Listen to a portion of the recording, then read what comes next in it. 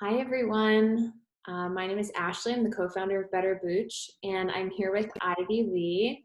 Ivy, why don't you tell us a little bit about yourself and what you do? Sure.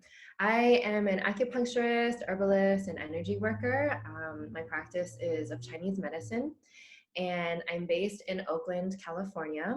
My clinical practice is called Luminae Wellness. And at this time, there's a lot that, as Chinese medicine practitioners, we're learning about the prevention and treatment of COVID-19, and additionally with cold and flus in general. So there's a lot that we've been sharing about how to strengthen your body and boost immunity, and I'm happy to share here. Amazing. We're so excited to learn from you today. So yeah, we can just get to it. Let's talk about what I'm interested in knowing is um, what kinds of foods and if there's something different that we can all be doing, or if there's something accessible that we can all be doing to kind of further guard ourselves against this disease and colds in general. So yeah, would love to hear everything you have to share with us. Yeah. So first, I think it's helpful to understand the philosophy and foundation of Chinese medicine. So in Chinese medicine, we see that it's not just about having like bacteria or viruses out there and not like catching or getting exposed to it. It's also about strengthening our body so that if we are exposed, then our body has this ability to fight it off. And our symptoms will be more mild if we do have symptoms, and the symptoms won't get more severe to like a fatal state. So there's a lot that we can feel empowered to do to strengthen our body, to boost immunity. In addition to, of course, like washing our hands, social distancing, those kind of things. Mm-hmm. So in Chinese medicine, food is really important because food is like medicine. It's this medicine that we take, 3 times or so a day. And with food, we can help to balance our body and also strengthen our digestion and our immunity. So there are certain foods that are beneficial and others that are not so beneficial. So COVID-19 is a particular pathogen that has a very damp quality, which is why people who have symptoms often have this like dry cough because the mucus and phlegm is so thick that it can't get out. And we call this mucus and phlegm dampness in Chinese medicine. So it's helpful to avoid foods that contribute to excess dampness in the body. Right. And this is kind of like the fun stuff. So sugar, dairy, cheese, processed foods, too much breads or pastries.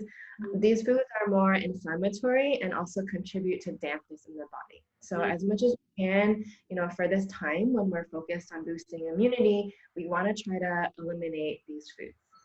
So funny because I think for a lot of people, myself included, food is like a coping mechanism for anxious feelings or stressed out feelings. There are so many people who associate like food with comfort, right? And so yeah, and it's like the exact opposite of what we should be doing right now. And we could be seeking comfort with our each other and with a great book or something, and instead I've been making zucchini bread, so yeah, it's true that there are so many emotions coming up at this time, and this is an important factor in immunity as well that I'll get to. Right now, I'll just explain more about food. So there's foods that are more inflammatory, more contributing to damp in the body. So if our focus is on strengthening immunity, then we want to reduce and eliminate those foods as we can. I think if there's a sweet craving, something like baked sweet potatoes or baked apples or honey is a great alternative that can sort of satisfy that sweet craving without going for the sugars and ice cream. Yeah. So these are foods that it's beneficial to like eliminate or cut out at this time. And then foods that are really helpful helpful. In particular, there are foods that have this property of affecting like wei qi, which is like protective qi or defensive qi in Chinese medicine. It can be likened to the immune system. So ginger, scallions, garlic are great foods for this. They have antiviral, antimicrobial properties, and also work on that wei qi level. So we start to include more of those ingredients in our cooking. What about tea? I'm drinking ginger tea right now. Does that count? Yes, Okay. ginger tea definitely counts, and it's a great way to sort of include ginger in your day to day. You're drinking more liquids and staying hydrated. So ginger, scallions, garlic is very helpful to cook with. Also including more mushrooms in the diet, because mushrooms also have this antimicrobial immune boosting property. So you cook with shiitake mushrooms, let's see, oyster mushrooms, turkey tail, lion's mane. A lot of these mushrooms are available at your farmer's market or grocery store. So you can start cooking with that more.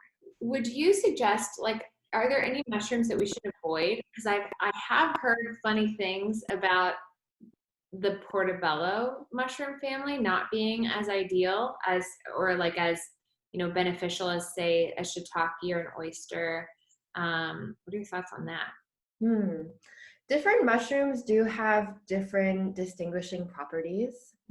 For example, reishi is known more for like the spirit, whereas lion's mane is known more for like its brain boosting, you know, memory, cognitive properties. Turkey tail is known more for like its digestion. So there are some, you know, specific benefits of each, whether taken as cooking or in supplement form. But in general, mushrooms have, you know, this antimicrobial and immune boosting property to them. Personally, I'm Taiwanese, so growing up, shiitake mushrooms were like the go-to. Shiitake mushrooms are really great for helping the immune system. Okay, great. Yeah.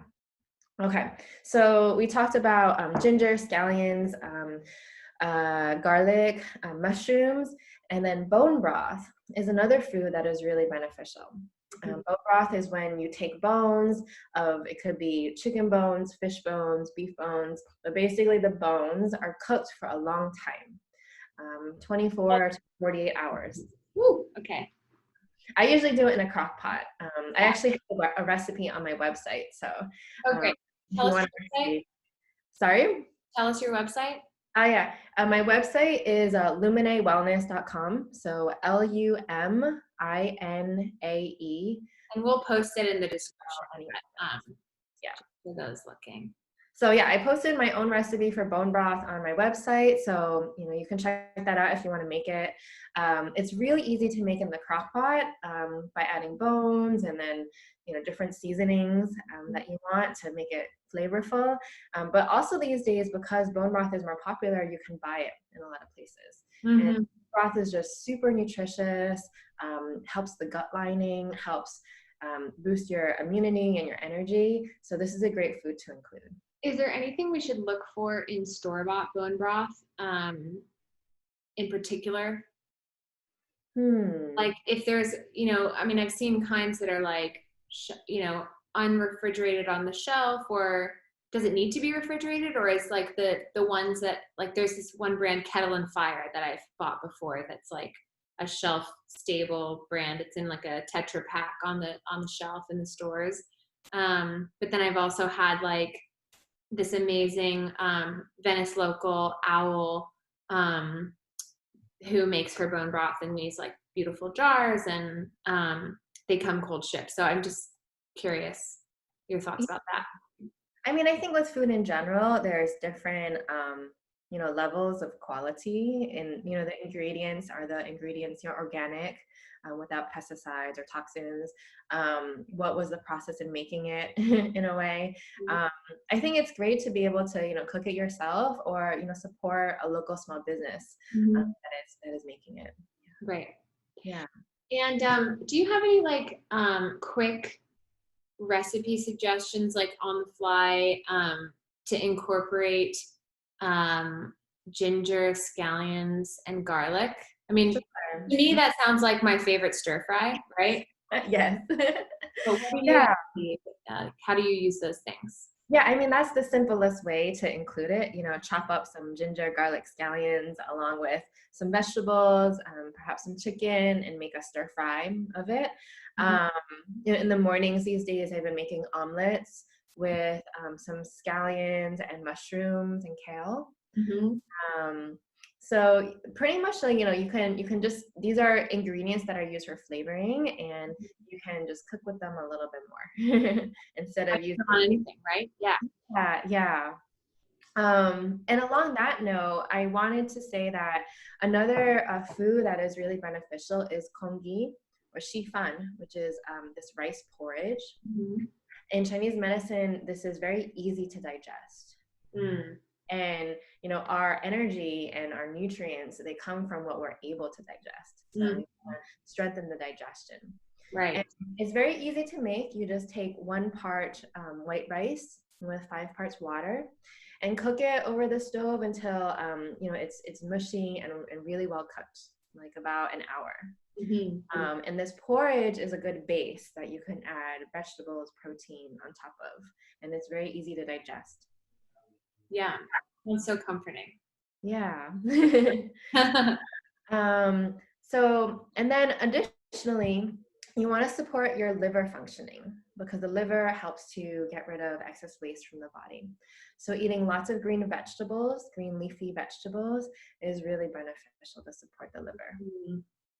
And do you think like green leafy vegetables, like, does it matter if they're cooked or uncooked? Like, kale, I do eat in salads sometimes, but often I throw it into a stir fry. Like, is it important whether or not they're cooked or uncooked, or do they have different uses, or what are your thoughts on that? Yeah, this is a good question. So Chinese medicine, we view food a little differently than Western nutrition. Mhm. And the way we view digestion is that the digestive organs are kind of like an oven or a furnace where we're digesting, where we're cooking our food to use it. Mhm. And the digestion likes to be warm. Mhm. So when we eat too many cold foods, whether that's like raw salads or cold smoothies or iced cold drinks, then Mhm. it makes it harder for the digestion, which needs to be warm. So if we have digestive issues or want to strengthen our digestion, if we want more energy, because digestion does take some energy, then it helps to eat foods that are easy to digest. And the easiest foods to digest are foods that are warm and cooked and sort of like mushy. Mhm. Think soups, stews, and porridges. Yes. The easiest to digest, most strengthening for the digestion, and supportive for energy. Yes. Okay, amazing. Mhm. I mean, if we can reframe food, I mean, everyone thinks stews and soups and porridges are comforting. So I think, like, for myself, I just have to remind myself that that's an option too, and not just the yummy baked breads that I've been seeing all over the internet and my kitchen. Yeah, and I think something important to remember is that our taste buds and our body will rebalance. Mm. So in Chinese medicine, often when we have a particular craving for a certain flavor, like sweet or salty or sour, then it can be a sign of imbalance in a particular organ system because the different flavors are associated with different organs. Cool. And as we work, holistically to strengthen the body physically and also balance emotionally, then our cravings and our food preferences will also shift. Hmm. What are sugar cravings? So the craving sweet flavor often has to do with the spleen meridian.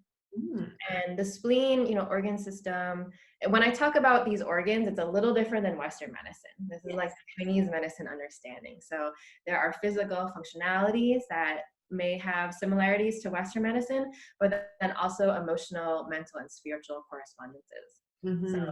the Chinese medicine spleen has to do with digestion, but it's this sense of like nourishment overall. So like, how are you being nourished by your food, but also maybe by loved ones, Hmm. or nourished in your spirit with connecting to doing things that feel purposeful and that you're passionate about.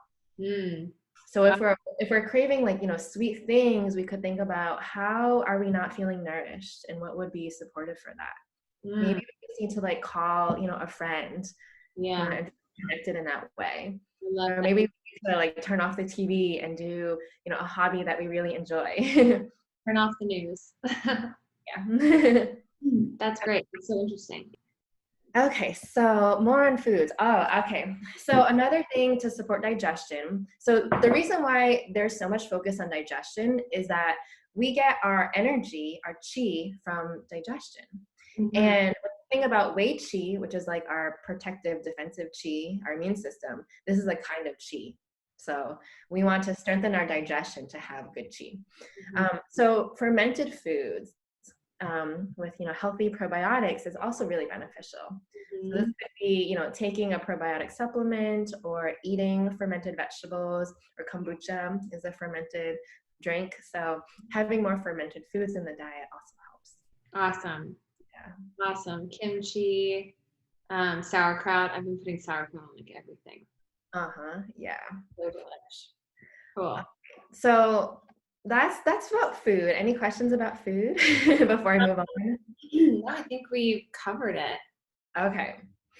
All right. So yeah, diet, food is medicine, and this is a way you can feel more empowered with your immunity, with your health at this time of seeing how you can, eat healthy. This is a great time to get motivated on your healthy eating habits. Mm-hmm. To oh, kind of. I do have another question about food. And actually, I thought of it because I'm drinking my tea right now. Yeah. What are your thoughts on coffee? Coffee And caffeine in general? Yeah, there are a couple points I want to make about coffee. Mm-hmm. I think that first, coffee tends to be more energetically heating and drying to the body, which is it's very strong. Has a very strong effect on the balance of the body. Mm-hmm. I think the other thing is oftentimes like, we reach for coffee when we're exhausted. So we're naturally tired, but then coffee like picks us up. And it's this like false squeeze of energy from our system. Mm-hmm. And over time that can be really taxing on the body, the kidneys in Chinese medicine. We can think of it as like adrenal fatigue from the Western medicine standpoint.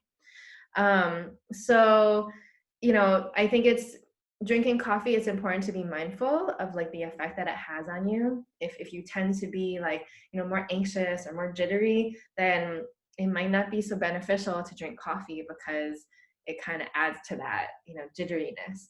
Right. Or if you are, tired, maybe it's helpful to cut out coffee so you can get a accurate feel of like where your body's at and listen to those calls for more rest or naps, I think that for people who do need a little energy pickup, green tea is a great option because it does have that caffeine aspect, but there are all other compounds that are more calming and more like neutral or cooling in terms of energetic temperature. Cool. Yeah. And so sort of on that note, the other aspect about immunity is getting enough sleep. And this is really important. Because we're thinking of, immunity, Wei Qi, as a kind of Qi. So we need sufficient Qi. And if we're sleep deprived, then we don't have enough Qi. Right. And the recommendation is to get 8 hours of sleep, but this is just an average. And for some people, we may need more or we may need less. I think especially if we're, like working a lot or stressed or really emotional, we might need more rest. So we can think of this as like a chunk of hours of sleep we're getting in the night, or taking naps through the day, or even just like having those moments of rest where we're not like busy doing things. Yeah. Not preoccupied with being like productive and working, but instead just like being and being still. Being still and present is also a way of rest. Absolutely. Yeah. Yeah. And then, we want to get to herbs, because I get questions on this all the time. And herbs and adaptogens, and these are all such buzzy words right now in wellness products and in the wellness industry. So set us straight. Yeah. So I wanted to start with food and sleep because it's important to have these, fundamental health practices in place every day before we get to herbs. And I think that oftentimes, we forget this. We sort of reach for that quick fix, that pill or supplement that will help. But we have Right. to remember these things that we can do, day to day. The herbs need a strong foundation. Yes, exactly. Mm. So with herbs, I think that herbs have become more popular in Western mainstream culture, but herbs have a very traditional usage, and each herb has its particular properties. What it's for, the contraindications, the situation that it's appropriate for, Mhm. the and in my background in Chinese medicine, we always prescribe herbs based on differential diagnosis. So it's just like if you want pharmaceutical medicine, you go to see your Western physician to have a consult about your health history, your current symptoms, so they can prescribe to you the correct pharmaceutical medicine. Right. So with herbs, it's the same. It's really important to speak with the herbalist to go over your health history, your current symptoms, see if there are any contraindications, and then get the recommendations for the appropriate herbs for what's going on at this time. Mm-hmm. So herbal medicine can be very What potent. contraindications are, just for those of us who are not medically Yeah. involved. Yeah, so contraindications are basically when the herb shouldn't be used. Mm. So this especially applies if there are pre-existing health conditions. Then often, then we have to be mindful of that to make sure an herb's not taken that makes that worse. Or if we have particular constitutions that the herb, given the energy of the herb, is not suited for, and it would make our constitution more out of balance and more prone to disease and illness. Or just like not having the right setting, for taking the herb. Right, right. Um, I mean, one of the more common ones is like turmeric. You shouldn't be taking turmeric if you are on heart medication or if you have heart disease. yeah, yeah, and so I think that with herbal medicine can be very potent and very effective when it is used appropriately, but it can also be very harmful or not so effective when it's not used appropriately. Mm-hmm. So I always recommend to speak with an herbalist, and myself and other herbalists are doing virtual consult at this time, so it makes it very accessible for people to get some guidance on herbs. Mm-hmm. All right, so with that said, there are herbs that I feel could be really beneficial for people at this time for immunity. Okay, great. The most basic is culinary herbs. Herbs that may be abundant in our backyards or our local environment that we can use in our cooking because, food is medicine. Mm-hmm. So rosemary, oregano, and thyme are great herbs that help with immunity, help with respiratory support. And these are ones that we can add into our cooking. Amazing. Mm-hmm. Rosemary, oregano, and thyme. Yes. Those are like roasting herbs, right? Yeah, it's herbs that we use, that we're here in America, we're very familiar with because these herbs grow. I have a huge rosemary bush growing in my backyard right now. So these are our herbal allies that are abundant and accessible that we can use. Ginger that we already mentioned is a really great one. Herbs that help with calm because, anxiety and emotions are really heightened at this time are chamomile, a lemon balm, or tulsi are some good herbs that we can use as teas.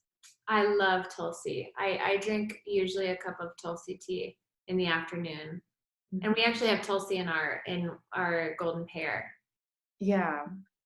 And then for supplements, taking a probiotic, taking a supplement of the medicinal mushrooms. So these like super mushrooms like reishi, turkey tail, shiitake, maitake, that's an option as well.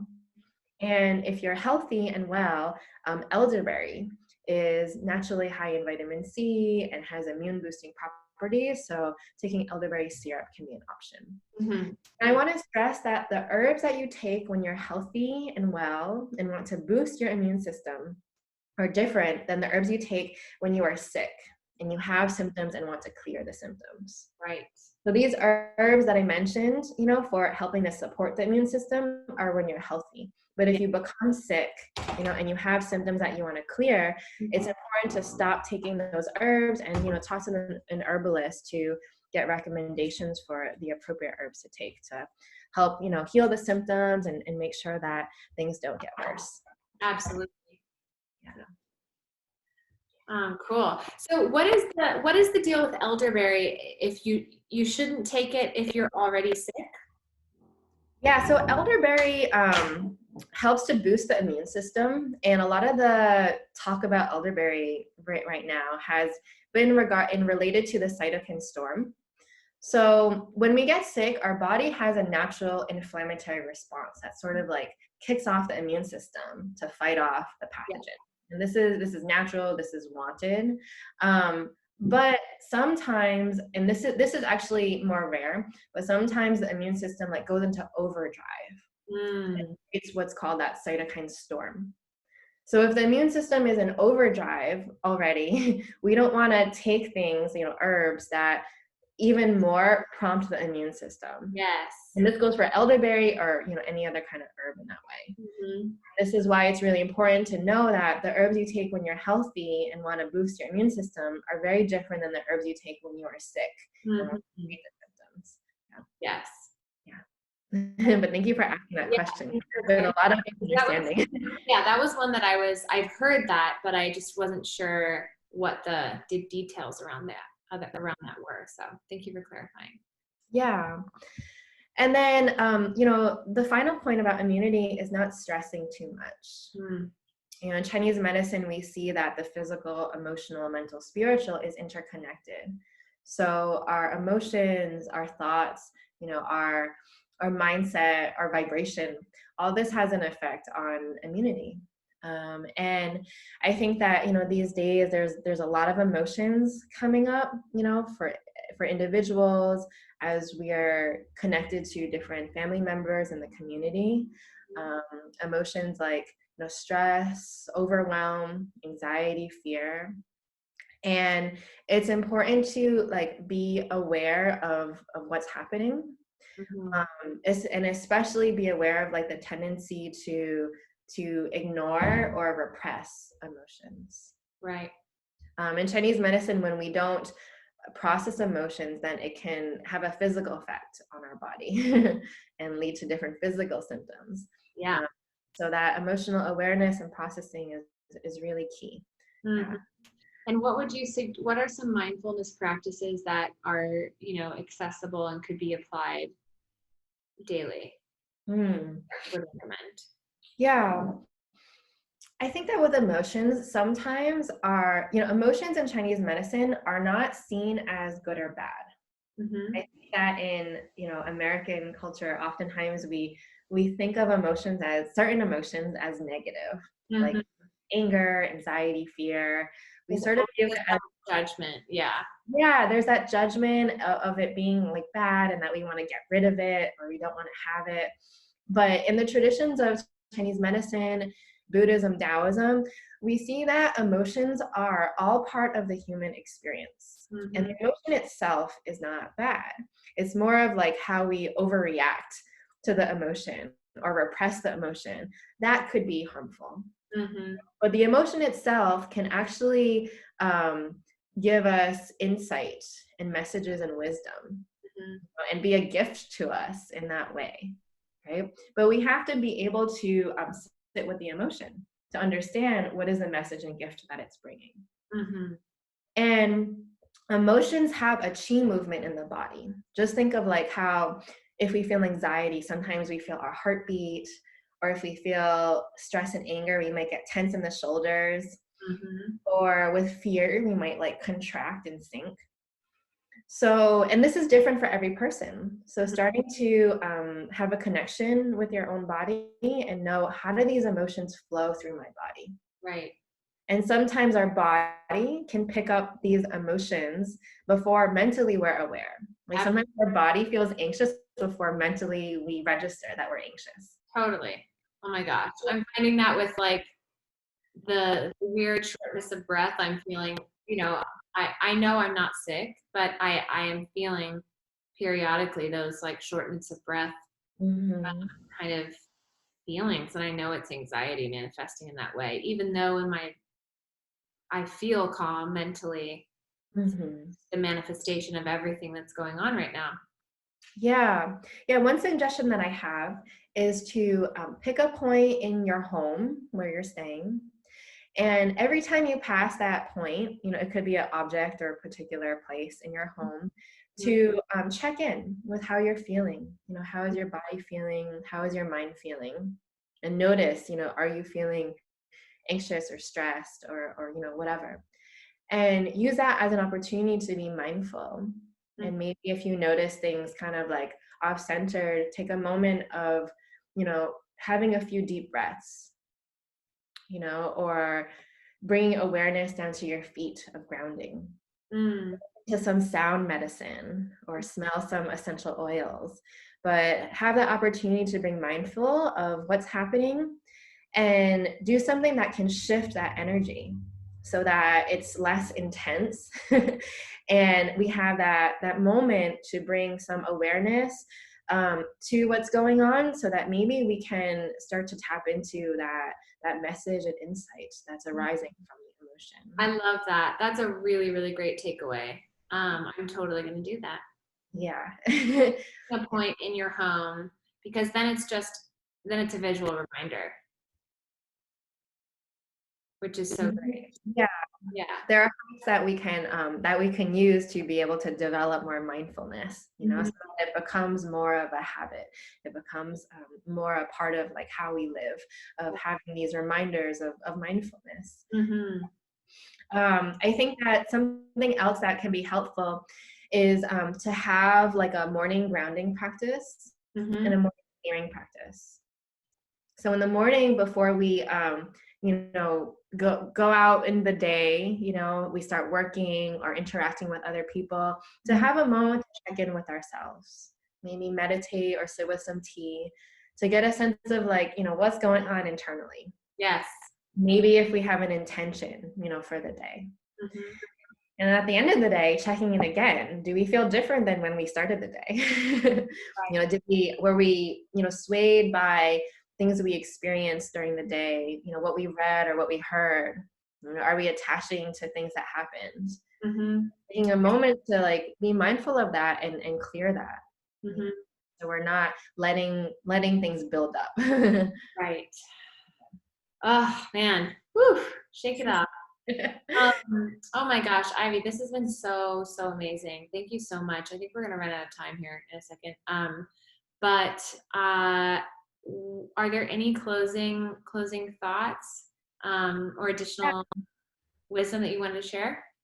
Yeah, I mean, my hope is that people can feel empowered, in their health at this time, and share, these tips with people they know, if they find that it's beneficial. At this time, I'm offering virtual health consults. So if people want support with their physical health or emotional well-being, feel free to reach out to me, because I'm happy to support. And I'm also posting a lot of, health tips and inspiration on my Instagram page. So Love feel it. free. I'll link both of those in the description so people can find you easily. To- Okay. Well, thank you so, so much. I'm gonna stop the recording now. All right. Thank you.